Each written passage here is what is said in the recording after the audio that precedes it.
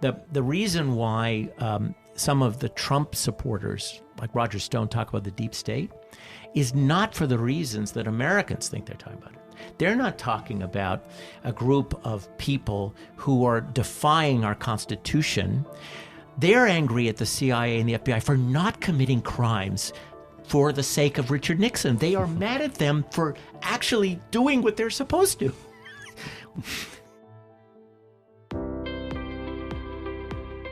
That was our guest, Timothy Naftali, who joined us to speak about Watergate on the 50th anniversary of the scandal that brought down Richard Nixon and forever changed American politics.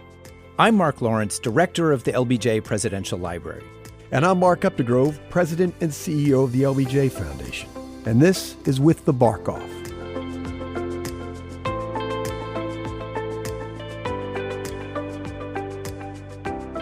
Tim Naftali, who teaches history at New York University, is one of the nation's most accomplished scholars of American foreign policy in the Cold War.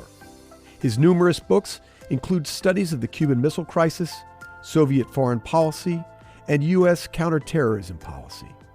He's held teaching positions over the years at Yale University, the University of Hawaii, and the University of Virginia. As director of the Richard Nixon Presidential Library and Museum from 2007 to 2011, Tim was responsible for conducting numerous interviews with key players in the Watergate affair, redesigning the library's exhibit on the topic, and opening new archival materials connected to the scandal. Tim joined me to talk about Watergate and its meanings half a century later.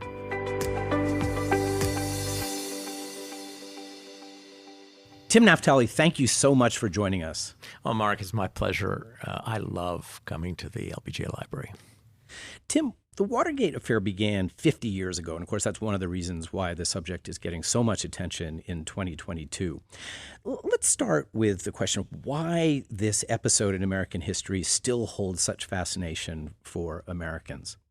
Well, I think it's partly because Richard Nixon is such a Shakespearean character, and there are still many Americans who remember him. But I also think it's Donald Trump. I think it's the fact that we've been through another abusive presidency, and Donald Trump forced us to ask questions like, is this unprecedented? Is this new? What happened before? Donald Trump is the first president to have been impeached twice, and the past impeachments have mainly been viewed as political affairs, except for that of Richard Nixon. And so those who believe that Donald Trump should be impeached, and I was one of them, pointed to the Nixon affair and then was comparing and contrasting the issues. Those who thought that Donald Trump was the product of an unfair political investigation looked to the Clinton era and said, hey, this is like the Lewinsky matter. So I think that Richard Nixon returned with a vengeance in the Trump era because of Donald Trump's actions. And Donald Trump didn't help matters because he liked to talk fondly about how the fact he had met Richard Nixon, and Richard Nixon seemed to like him. And one of Donald Trump's key advisors was Roger Stone, who was a young man, was one of Richard Nixon's dirty tricksters. And after Richard Nixon left the Oval Office, was one of Richard Nixon's great, not only admirers, but proponents when Richard Nixon was trying his big comeback. What is it about the Watergate scandal that's useful to us in the era of Donald Trump, in understanding what we've all been through over the past 6 years? Well, as you certainly know, Mark, and as some of our listeners might know, I was the director of the Nixon Library, and had to do this exhibit on Watergate. And in order to prepare the audiovisual side of the exhibit, I started a video oral history program. Ultimately, it covered many more subjects than Watergate, but I made sure of certainly asking questions about Watergate, and not simply of those who had worked for Richard Nixon, but those in the media environment at the time and those in Congress. And I made sure to ask similar questions from folks because I wanted to get a sense for future scholars of how a group of these people from the era thought about similar questions and issues. And we inevitably got to the question of, why does Watergate matter? What are the lessons of Watergate? And quite a few of the participants talked about how the system worked. And I kept coming back to this issue as I thought about and continue to think about in the light of the January 6th investigations, the extent to which the resilience or fragility of our system. And what are the lessons from the Watergate era about how strong our institutions are? And my takeaway from the research I had to do to curate the Watergate exhibit was that Richard Nixon very nearly finished his second term. That, in fact, it was a product of a series of accidents and misjudgments and mistakes by Richard Nixon that led to his resignation. And that to say the system worked is to misunderstand the system, that there are gray areas, there are weak points, and if you have a president who is more willing to challenge the system than even Richard Nixon, the system might actually not be able to contain the abusive behavior of a president. And Donald Trump tested those weaknesses in the system. In fact, I believe that Donald Trump's inner circle had knew something about what happened to Richard Nixon and was determined not to make the mistakes that Richard Nixon made. You're thinking, what are we talking about? What do we mean mistake? I mean, Richard Nixon, we know, made mistakes. Well, let's talk about what they were. Because I think when we evaluate the strength of our system, we need to look at the unique circumstances of Richard Nixon. He taped himself. It is impossible to exaggerate the importance of the Nixon tapes in understanding the outcome of the Nixon drama. The listeners will certainly will know the challenges that the January 6th committee has faced in trying to understand Donald Trump's mind during those, 77 minutes while the Capitol was under attack and the White House wasn't doing anything. Well, in the Nixon period, we have Nixon on tape during some of the critical moments in Watergate. So you didn't have to try to interview other people to know what was on the president's mind or try to find a scrap of paper that he didn't tear up and put in the toilet to get a sense of what the president is thinking. You could listen to the president. So that first element in the story is unique. I mean, yes, presidents did tape, but the presidents before him, and again, listeners to this podcast I'm sure will know something about the LBJ tapes. Presidents before Nixon controlled their tapes. They knew pretty much what they were taping. John Kennedy had a button that he pressed, and I oversaw a program of transcribing and annotating the presidential tapes, including the Kennedy tapes, and I remember hearing at one point you could hear Kennedy's very distinctive Boston twang say, "Evelyn, is it on? Is it on?" Evelyn Lincoln was his secretary, and he had this button, and of course it was on because we could hear him, but he would forget because the button wasn't illuminated when it was on. So Kennedy would press the button to determine what he taped, and LBJ had his own system of. He made it clear to his secretaries when he wanted a telephone tape, and he would sort of wave his arms. And I think there was a process that came into place. It was pretty automatic. But he determined what would be taped. And then there are some from 1968, there's some meeting tapes. And LBJ also decided what would be taped. Nixon, however, was a technophobe.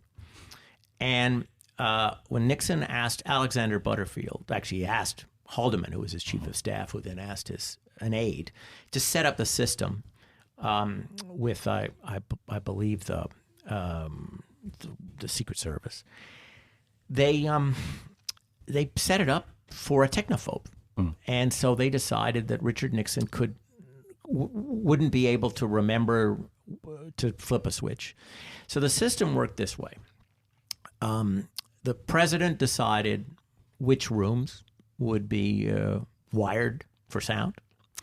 And whenever he walked into one of those rooms, the Secret Service, which had a locator, on the president's belt, there was sort of an early form of a pager. And when he walked into a room, the Secret Service knew which room he was in. And they would flip the switch in the bowels of the White House and turn on the system. And the system was sound activated. There's a little confusion about this. People say voice activated. Well, your voice is a sound, but I can tell you that it's sound activated because if the president was scratching on the desk, writing something. So Nixon forgot over time that he was being taped. And he provided the most incriminating set of materials imaginable. It's such an extraordinary story of how this material came to exist and how it ultimately came to light. It doesn't take a lot of imagination in the context of 2019 or 20 or 2022 to imagine that a sitting President A would refuse to turn it over, but also that the larger political culture would listen to the same evidence and come to totally different conclusions. One of the remarkable things about Watergate, of course, is that Republicans defected to the side of truth, justice, and the American way. Well, I actually still get goosebumps. This was something I learned something about at the Nixon Library, and a lot more when I wrote a piece about Nixon and his impeachment. Some of these, they were called the Fragile Coalition by some.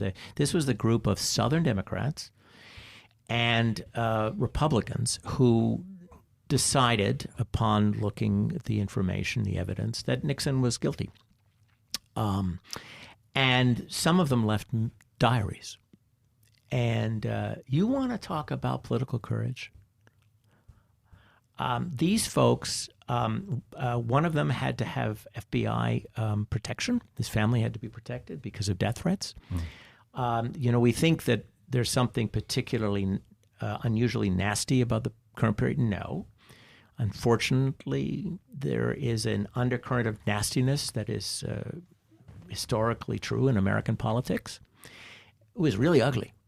But these people decided that they had a constitutional responsibility. These were on the impeachment and the House Impeachment Committee. It's a judiciary committee, but it's reformed for the impeachment inquiry. That they had a constitutional responsibility. Now, that is missing. And one of the questions, with the exception of Mitt Romney in the first, Senator Romney of Utah, most of the players on the Republican side in the first impeachment treated this as a political exercise. They saw this more as a rerunning of the Clinton impeachment than they did as a Nixon-like impeachment. And I don't have the answer. I think it's an answer that actually each American can figure this out on their own because it's a collective challenge for us. Why have we been electing people to Congress? I would argue since the mid-1990s, the contract with America. Why have we been electing people to Congress who are afraid to lead? Why are they afraid to tell their constituents, hey, I learned something in Washington. I didn't know this about the budget, or I didn't know this about this issue. And you know what? Actually, this is good. This would benefit you. And so what I saw among the materials for the Fragile Coalition, the people who decided to vote against what their constituents wanted.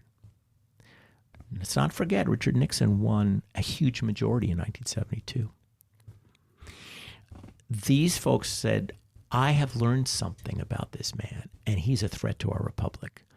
I'm going to have to do this, and I'm going to have to explain it to my constituents. Where is that independence of mind today? I don't have the answer, but I have the question, and it's one we have to ask. Tim, let's dive into some of the details of the scandal and the investigation. I think it's fair to say that any reader coming to this subject for the first time is bound to be blown away by how complicated this story is. What was Watergate about at its heart?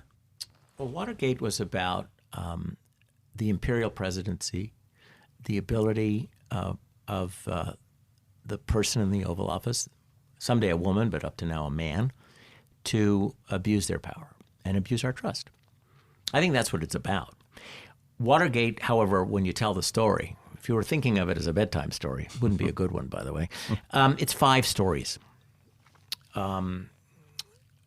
It's the pattern of presidential abuses. It's the true crime story, the break-in at the Democratic National Headquarters. It's the cover-up of the true crime story. It's the investigation or the unraveling of the cover-up. And it's the impeachment and the sort of the whole question of what direction the U.S. presidency is going to go in. These are 5 different narratives. And they happen simultaneously in some cases. And a lot of the people who write about Watergate generally focus on 1 or 2 of them.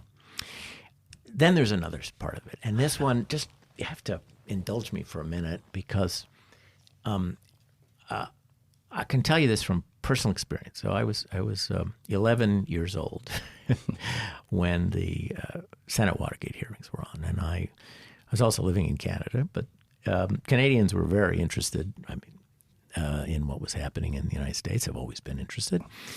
And I sat with my dad.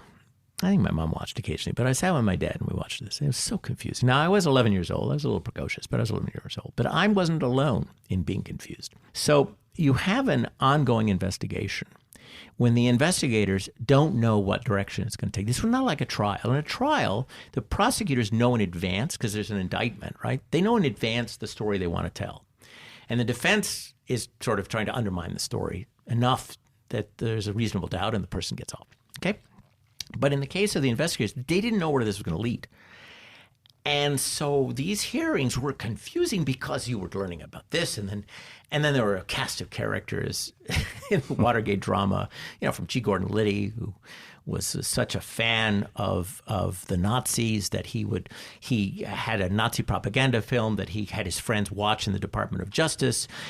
He used the runes from the SS when he would sign his internal memos when he was on something called the Plumbers. You got this old, beaten down wannabe Ian Fleming from the CIA named Howard Hunt, and he was desperate. He was sort of a romantic, and he was desperate to be a great spy master, and he was just a buffoon. And then you have these former New York City cops who are retirement age and want a little bit of money, and so they're doing the security work with I'm quotation marks on behalf of the White House, and they're just running down leads about which women Ted Kennedy's sleeping with. And all of this is happening simultaneously, and it's very hard to keep this track. And if this were a Netflix series, I'm not sure you'd binge watch, because I think you just get confused, right? But so it's tumbling out. The way this unraveled, the most important moment for the American people was John Dean's testimony. This is an insider, worked. He was partly the Pat Cipollone, really, of that administration, and he turns on the president, realizes that his own freedom depends on him sort of switching sides and blowing the whistle. And so he does this very dramatically in front of the American people. Well, this is the first time that Richard Nixon had been situated by any insider in the cover-up. And so for the American people, it was John Dean versus Richard Nixon. Mm-hmm. Well, the Watergate story is way bigger, much bigger than John Dean versus Richard Nixon, but the way the American people learned it. And so Nixon's focus was to dismantle John Dean, It's all about what a terrible person he was, and he's not credible. And then the American people find out about the tapes. And then the tapes are all about who's telling the truth, John Dean or Richard Nixon. Right. All very important, but in the larger scheme of the story, not the central issue. What happens when the investigations continued is that all of Nixon's other abuses become known. And it turns out that, yeah, break-in is terrible, but look what else he did. And look at the climate that he created. It gets lost. It gets lost in the true crime is fun, but actually Richard Nixon wanted. That's how Richard Nixon in his later years wanted people to remember Watergate. He had this famous phrase, which politicians use unthinkingly, as they often do about things sometimes. He used to say, "It's not the crime, it's the cover-up." How many times have you heard that? That's baloney. That's Richard Nixon's defense for himself. It is the crime. It's always the crime. It's never the cover-up.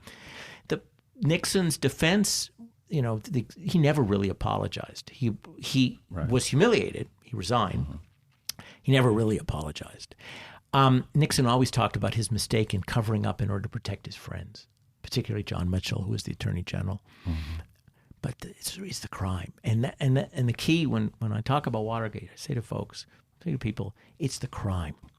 Focus on the crimes, and let's make sure we don't let presidents do them again.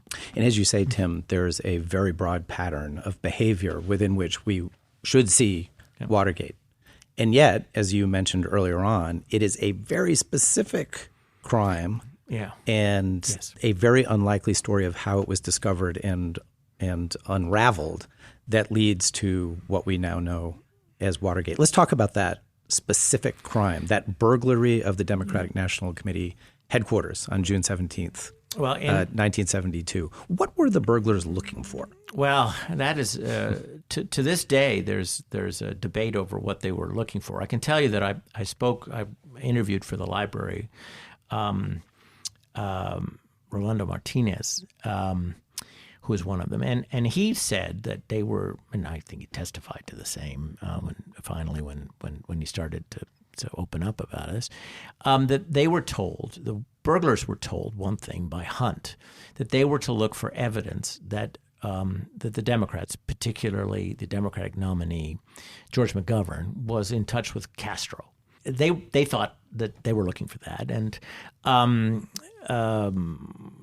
Jeb Magruder, who was the point person for the espionage group set up by the Committee to Re-elect the President, he thought that they were looking for evidence to prove that the head of the DNC, Larry O'Brien, was engaged in some corrupt acts that the president could use against him, involving Howard Hughes, and another sort of huge mythical figure of the period. I mean, he existed, but the Howard, sort of the enormity of the Howard Hughes personality is sort of almost fantastical.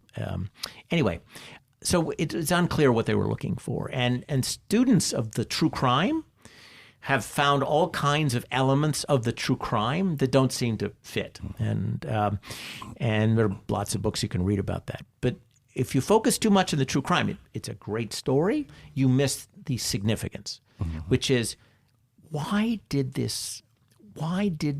White House cover it up? And the answer is that the regular investigative units of our government did not want to do what Nixon wanted them to do. This is the key element of the story. Nixon, by the early 70s, J. Edgar Hoover, the head of the FBI, really the first head of the FBI, he's very old. He wants to stay in the job until he dies. In fact, he dies in the job in May of 1972. He dies before Watergate, but he's around for some of Nixon's other abuses. He won't let the FBI do what Nixon wants him to do. He wants to politicize the FBI beyond where it had been. I mean, Johnson used the FBI in some political ways. Kennedy used the FBI in some political ways. So did FDR. Nixon wanted to go even beyond what had been done before. And by this point, Hoover said no. So what does Nixon do? he tries to get help from the CIA. There's a limit to what the CIA is going to do in the United States. There are rules and there's a law, National Security Act. So he creates his own. So Nixon, when he doesn't get the so-called deep state to do what he wants it to do, he creates his own cockamamie investigative unit. This group, the plumbers, because they were supposed to staunch leaks, they are a group of formers. They're retirees, okay? They're these Cuban Americans, some of whom had participated in the Bay of Pigs, okay? There's this ex-CIA guy named E. Howard Hunt. There's this ex-FBI guy named G. Gordon Liddy. There's an ex-FBI and CIA guy named James McCord. And another one who's, I think, had been in the FBI named Baldwin. Okay, so... Well, no, Baldwin was involved in the plumbers, but you had these Cubans and Hunt and Liddy, and they do these jobs, and they screw up. They make a mess of them, and so the White House sort of shuts down the plumbers. You would think that'd be the end of story. They were lucky. The White House was lucky. The White House approved, and we know this from a tape, a covert operation in Los Angeles, in Beverly Hills to be precise. Well, let me make it clear, okay? There's no justification for a covert operation led by the U.S. government against American citizens in the United States. Just make it clear. When you execute a warrant and search somebody's place, you've gone to a court, and a court says, yes, there's probable cause, go ahead. It's not the same as breaking into some place because the federal government wants something. That actually is not legal. These guys did that. I'm talking about the plumbers. They made a mess of it. They didn't find, apparently, what they were looking for. But they don't get caught because the Beverly Hills police messes up. They mess up. So the White House gets away with this. The Watergate cover-up happens because, for reasons that still escape or elude explanation, when Richard Nixon gets his team to constitute an espionage unit for his committee to re-elect, the team they put together is the same team that messed up in Beverly Hills. The same group, the group that can't shoot straight, they reconstitute. Now, why? Because they had to find people who were willing to do crimes for the White House, who were outside of the CIA and the FBI. That's why the reason why some of the Trump supporters, like Roger Stone, talk about the deep state is not for the reasons that Americans think they're talking about it. They're not talking about a group of people who are defying our Constitution. They're angry at the CIA and the FBI for not committing crimes for the sake of Richard Nixon. They are mad at them for actually doing what they're supposed to. That's what one of the ironies of the whole sort of deep state debate is you had people on the left who were angry for good reason at the FBI for COINTELPRO and other investigations of dissent in our country, and they knew about efforts to kill foreign leaders through the Church Committee. So you have those people who are angry at those activities, and then you have the old Nixonians and Trumpists who are mad that the CIA and the FBI didn't commit crimes in the United States on behalf of their political hero. Right. So it was the decision to bring the same people over, and when the Watergate burglars were not careful about what they brought to the scene of the crime, the police, the FBI, and the Washington Post discovered right from the beginning that a man named E. Howard Hunt was involved in the Watergate break-in. Well, E. Howard Hunt was a former CIA man who had an office in the White House, who was working for Charles Colson, who was a very close political advisor of the president, and he'd been involved in the plumbers.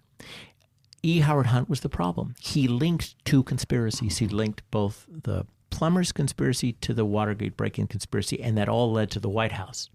So from the very beginning, Richard Nixon had a political containment problem.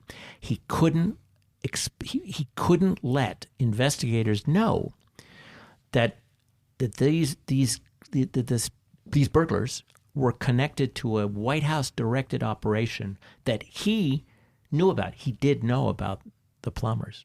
We have it on tape. No. So from the beginning, they had to cover up. And that's why the president is involved from the beginning in the cover-up. Tim, you mentioned the Washington Post in passing.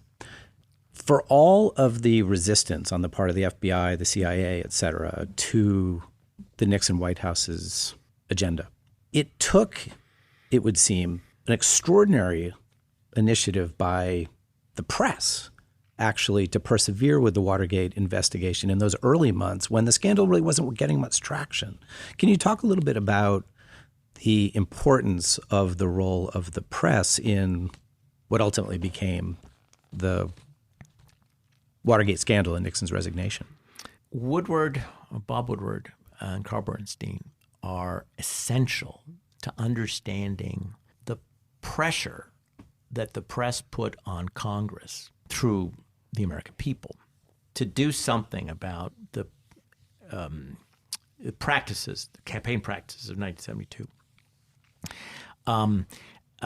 Woodward and Bernstein are not the only members of the press that are pulling at. Think of the scandal as a sweater, and you have these loose threads, and you pull and pull and pull. And I've never knit a sweater, so I'm probably making a mistake. But I'm trying to get at the point that the sweater falls apart. But I probably got this wrong. Anyway, point is that But what Woodward and Bernstein do is they take the true crime story and they see these elements that are leading to the White House, and they keep at it.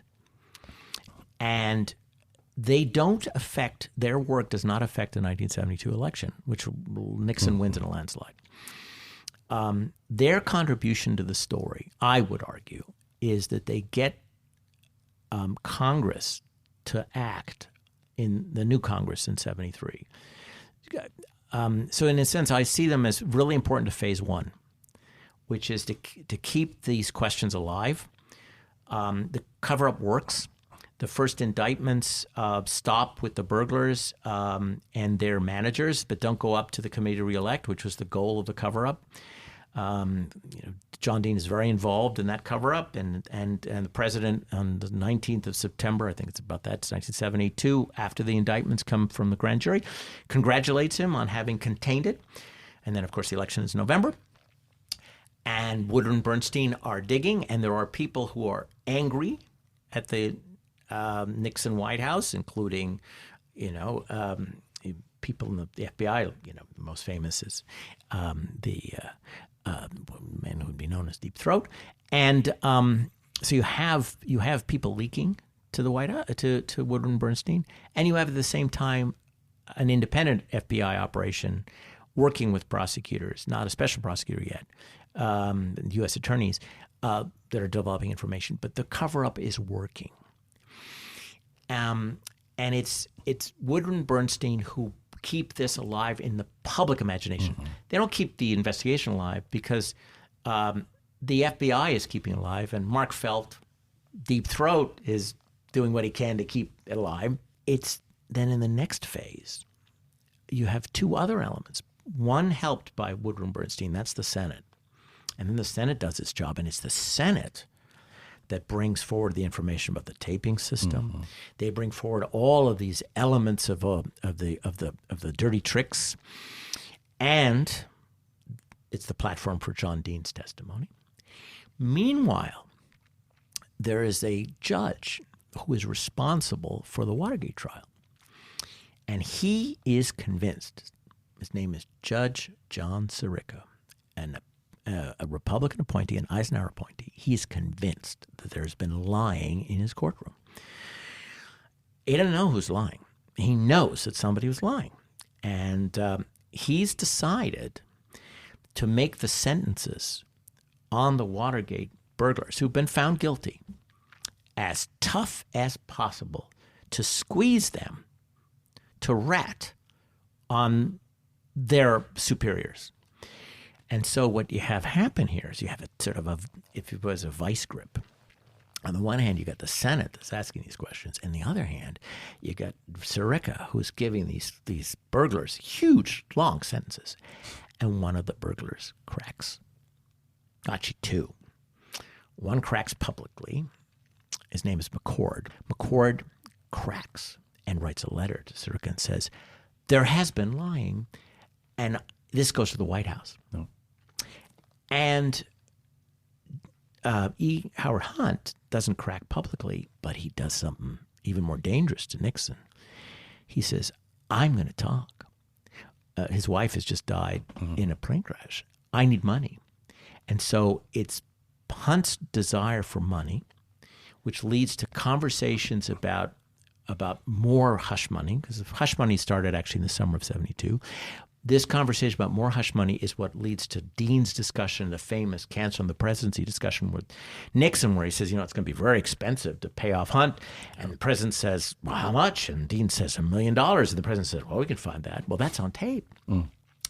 So you have these pressures on the cover-up, and it certainly cracks apart. The press was essential in getting the process moving. But the story of the investigations is much broader than just that of the press. Ultimately, it would be the tapes that would be Richard Nixon's undoing. Why did Richard Nixon make them? And I think even more to the point, why did he not take steps to destroy them when it was clear that the public was growing aware that they existed and that they might well play an important role in the case? Mark, I'm going to give you analysis. There's room for debate about both answers, but I'm going to give you my best analysis. Richard Nixon taped himself because of Henry Kissinger. Nixon and Kissinger were frenemies. They were certainly rivals. Maybe they weren't quite frenemies. Maybe they were a little closer and friendlier than that, but they were rivals. Kissinger was masterful at calling up his friends and complaining about Nixon and picturing himself as the one who calms down the crazy man. And Nixon saw elements of this appear in the press, and he wanted a record of what was actually. There is another element to this too, which is that this is where this is why Nixon is so fascinating. Nixon never got over John F. Kennedy. Nixon never got over the fact that he wasn't well liked by the American people, and it really annoyed him that the American people didn't know Jack Kennedy. They didn't know how sick Kennedy was. They didn't know that Kennedy also engaged in some sort of some of the dark arts of the presidency. Again, not to the same extent as Nixon. Nixon took it all to a much higher level, but Nixon not wrong in saying that Kennedy was not leading a pure or clean, completely clean administration. And so Nixon said, we got to improve my image. All right. So he wanted transcripts to be made of funny things he said in the White House. Well, let me tell you about Nixon. This man had no sense of humor. And so he said, fine, I want the story out there. I want people to know how hard I work. I want them to be told I work 12 hours a day. Well, he didn't work 12 hours a day. I mean, he worked hard, but he didn't work 12 hours. Anyway, point was, he said, let's tape so that then we can create these transcripts and we'll leak them. We're going to leak these transcripts to really show the American people who I am. Well, actually, as we know, when you hear Richard Nixon, you don't really like him more than you did before. All right, so that's number one. The answer is, why didn't he destroy them? Yeah. Richard Nixon, it's like one of these great accidents of history. He's sick with pneumonia. The way the Senate Watergate investigation worked is they would interview somebody privately, and we've seen some of this actually with the January 6th committee. Staffers interview, and then they decide whether to go public, right?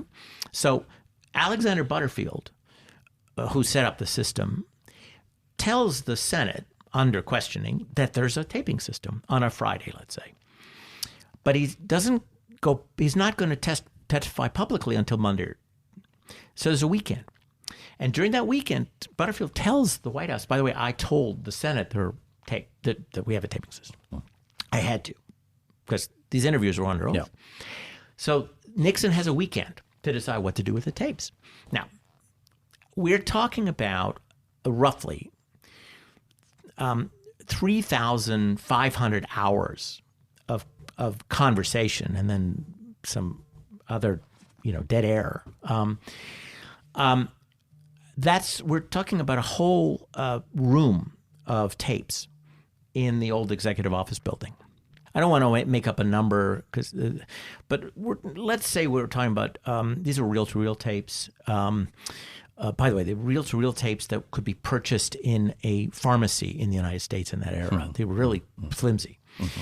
There were about 400 of them. Okay. Nixon has no idea about the actual number, but he knows there are a lot of tapes. By this time, you have a taping system in the Oval Office, in the Cabinet Room, one office at Camp David, and then a bunch of telephone lines are wiretapped, and his hideaway office, Nixon's hideaway office in the old executive office building, is also wired for sound. So all of these are feeding in just mountains of data. Okay, so Nixon is sick. It's a very bad pneumonia. He's not on the verge of death, but he's conscious, but he's heavily medicated. So keep that in mind when you think about this story. He pulls together his advisors to figure out what to do. Butterfield's going to publicly tell the Senate that there are tapes. What do we do with them? And he gets contradictory advice. So you have the Vice President of the United States, the picaresque Spiro Agnew. This is a man who would he had a separate personal drama. He would resign from the vice presidency and plead no contest to charges of bribery. He was taking bribes. He started taking bribes when he was a local official in Baltimore. And he continued to take bribes as governor of Maryland. And he continued to take bribes from contractors in Baltimore when he was vice president of the United States. And he would get the bribes in envelopes with cash. And the evidence was overwhelming. So but he's not gone yet. And he says to the president, destroy them. Oh. Destroy them. The president's putative successor, Spiro Agnew, was never going to be Richard Nixon's choice. If Nixon had finished, and if Spiro Agnew had been so corrupt, in 1976, Nixon was not going to endorse Spiro Agnew. He was going to endorse somebody named John Connally. Absolutely. John Connally, very well known to Texans. He was Democrat. He worked in the Kennedy administration, Secretary of the Navy. Then he was governor of Texas, famously or infamously. One of those hit by Lee Harvey Oswald, a bullet from Lee Harvey Oswald. He, of course, survived. Nixon loved him. Nixon brought him into the cabinet. Connally becomes a Republican originally. And in any case, John Connally was out of government by 1973, but he was still close to Nixon. And Connally says, destroy the tapes. Get rid of them. You've got to be kidding. What did Nixon's lawyers say? Well, John Dean's gone by then. His lawyers are very careful. They say, well, Mr. President, the Congress hasn't subpoenaed the tapes yet, but we know that they will because they're going to want to test whether John Dean told the truth because Dean had already testified. Destroying materials that you think are likely to be subpoenaed puts you in a difficult position. It also puts the lawyers in a difficult position. So they said, you should hang on to the tapes. And the balance of power was the former chief of staff, Haldeman, who had to resign because evidence against him mounted during the Senate investigation and the investigation of the FBI was going on simultaneously, and the special prosecutor. Anyway, he leaves, but he's still in the circle, and he says to the president, Mr. President, keep the tapes. They will exonerate us. Now, I'm telling you this story. I know this story because I got to know his widow, who told me this story, and Jill Haldeman. And she said, I always disagree with my husband. I never understood why my husband thought those tapes would exonerate him. But Haldeman was convinced. And I think one of the arguments that people made about Trump was that those around him would have to contain him. This was after the election of 2016, and it was clear that Donald Trump it seemed irrepressible. And people talked about Haldeman as this sort of great chief of staff and really a model. Let's keep this in mind. Yes, it's true that Haldeman prevented Nixon from doing other things, but there were many bad things Nixon did that Haldeman agreed with. For example, paying goons to break the legs of dissenters. I mean, if you want a chief of staff who's a model, Haldeman is not that. Certainly, if you're thinking about a constitutional republic. In any case, Haldeman was deluded, and he says to Nixon, "No, don't destroy them." Maybe Haldeman thought the tapes would exonerate him. Maybe that's why. In any case, Al Haig, who replaced Haldeman as the chief of staff, would tell us at the library, you can watch this, it's on tape, that Nixon actually, not delirious, but it's clear Nixon didn't know what to do, and ultimately he thought, well, maybe I'll destroy them. Again, he had only 2 days or so to think about this before Butterfield will go public. He asked Haig to destroy them. He said, well, would you do it? And Haig said to him, Mr. President, I can't destroy them.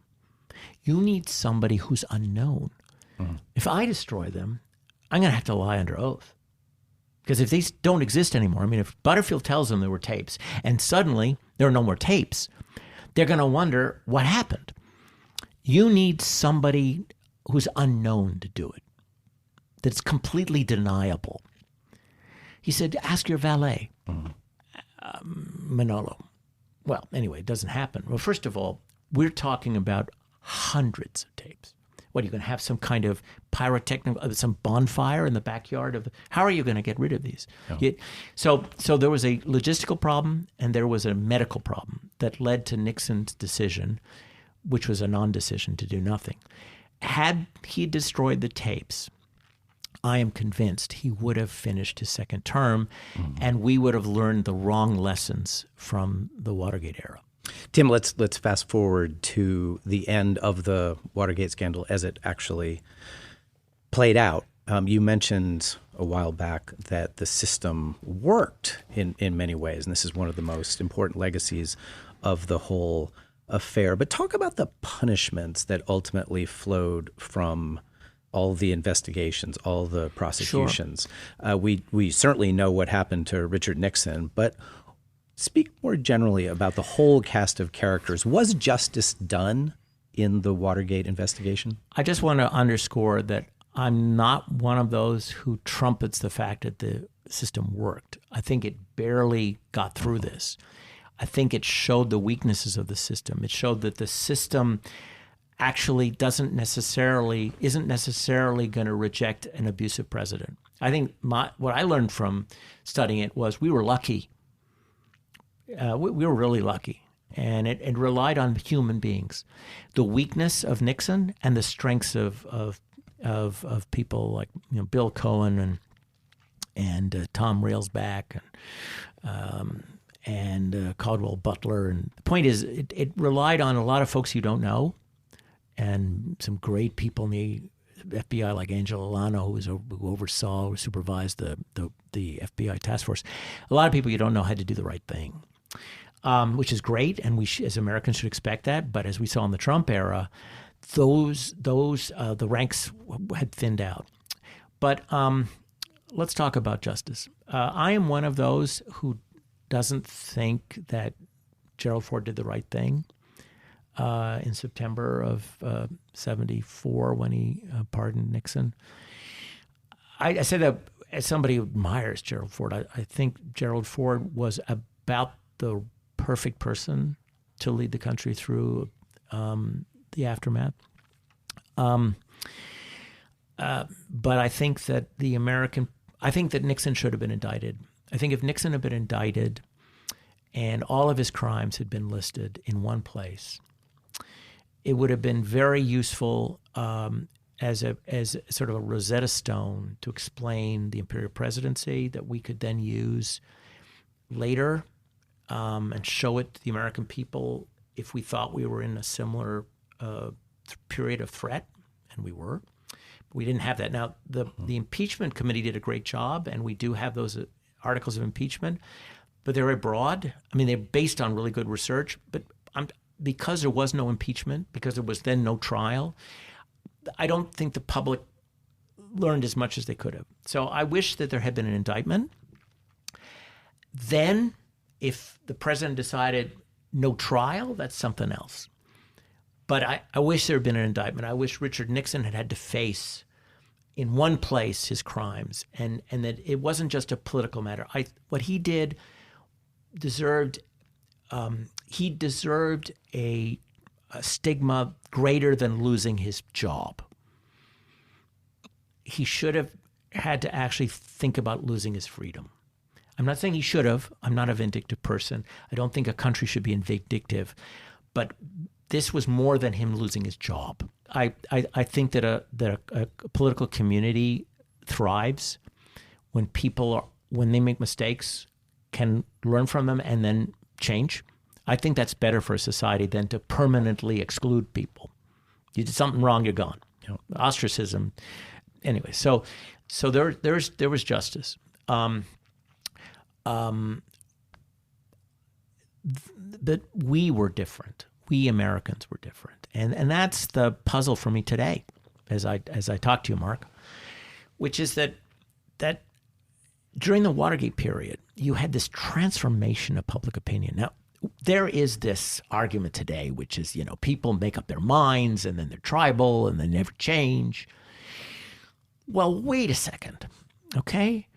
Richard Nixon wins a landslide. Mm-hmm. I don't know. I've forgotten. It's like 60%. He gets 60% of the vote, okay? It's down to 24 public opinion. His approval rating is 24%. That means millions of people who voted for him changed their minds about him. Well, we Americans were capable of changing our minds in 1973 and 74 about somebody we had voted for. Is that something that was just unique in the Cold War? Are we no longer capable of that kind of rational thought? That kind of spirit does not pervade the country today. And that's one of the big differences. For me, the comparison to Watergate is a depressing one. Watergate is a story of not just surviving, but actually thriving afterwards. There's an uplifting of a bipartisan spirit about what we need to protect our republic. That's missing today. Believe me, the Fragile Coalition, and there are a few of them still alive, their inheritor is Liz Cheney. There is no question. We see that today. But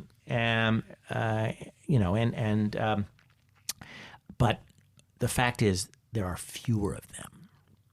And Congress is not acting as one in protecting our republic. Now, we might see, and I'm an optimist by nature, so we may see that the lame duck Congress passes a reform of the Electoral Count Act in order to make sure that no future vice president has any doubt that they have no power to alter the vote. Vice President Pence will deserve eternally our credit for doing the right thing. Should never be, whatever you think of his politics, we should be very grateful to this man. Things could have been, they were bad enough on January 6th, it could have been worse. There should not have been a doubt. There should not have been a question. It should have been clearer in the law. I think it will be. So we'll see some tightening there, but by and large, we have not seen the legislative reforms after Trump that are needed. We've seen some stylistic reforms. Our president has restored dignity to the office, but I think the challenges to our institutions are greater, and we are still vulnerable, very vulnerable. We have not restored our spirit and rebuilt our armor since Trump the way we did after Nixon. And we need it now as much or more than we needed it in 1974 and 75 and 76. Well, Tim Naftali, there are so many strands of the Watergate story that we could continue to pull on all day. And I want to thank you for the time that you've given us to talk about just some of them. But this has been an extraordinarily enlightening conversation. Thanks so much for being with us. Mark, it's been my pleasure. As I said, I love being in Austin, and I'm really glad for you to have allowed me to engage your audience. They're lucky to have you as a guide, and good luck with the podcast. Thanks, Tim.